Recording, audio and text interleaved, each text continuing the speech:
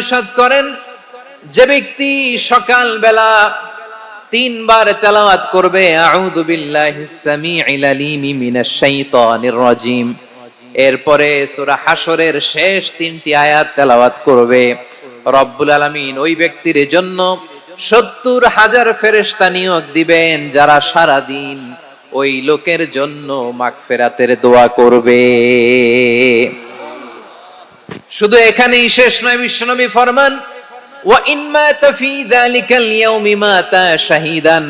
ওই দিন যদি ওই ব্যক্তিটা ইন্তেকাল করে সে শহীদ হয়ে কিয়ামতের দিন আল্লাহর সামনে দাঁড়াবে। সকালবেলা যদি পড়েন 3 বার আউযু বিল্লাহিস সামিউল আলিম মিনাশ শাইতানির রাজিম 3 বার পড়ে সূরা হাশরের শেষ 3 আয়াত যদি তেলাওয়াত করেন, তাহলে আপনার জন্য আল্লাহ তাআলা 70,000 ফেরেশতা নিয়োগ করবে, সারা দিন তারা আপনার জন্য